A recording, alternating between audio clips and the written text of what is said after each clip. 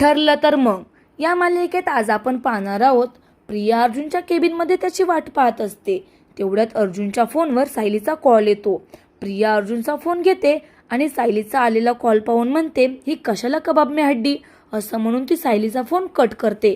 सायलीचा पुन्हा कॉल येईल म्हणून ती अर्जुनचा फोन स्विच ऑफ करून टाकते. तेवढ्यात अर्जुन एक फाईल हातात घेऊन त्याच्या केबिनमध्ये येतो.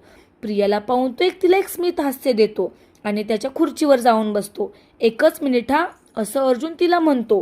तेवढ्यात प्रियाला रविराजचा फोन येतो.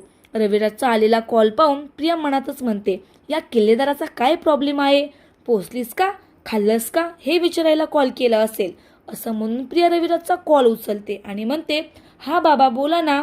रविराज प्रियाला म्हणतो, मला थोडं बोलायचं होतं बाळा. प्रिया रविराजला म्हणते, बाबा काय झालं ना, माझं आता लेक्चर सुरू होईल, मला जावं लागेल हो, आणि रात्री यायला मला उशीर होणार आहे, असं म्हणून ती कॉल ठेवून देते. आता प्रियाचं कॉलवरचं सगळं बोलणं ऐकून अर्जुन प्रियाला म्हणतो, किती खोटं बोलतीस तू सिनियरशी. यावर प्रिया म्हणते, एवढं चालतं रे, आणि मी बाबांना काय सांगणार आहे की अर्जुन सोबत मी आज खूप टाइम स्पेंड करणार आहे, म्हणून मला तर आज जावंसच वाटणार नाही इथून, असं प्रिया अर्जुनला म्हणत असते. अर्जुन प्रियाला म्हणतो, एक काम करतेस का ग माझ्यासाठी, एक कॉफी घेऊन येशील का, आज मला तुझ्या हातची कॉफी प्यायची आहे. तशी प्रिया अर्जुनसाठी कॉफी आणण्यासाठी केबिनच्या बाहेर जाते.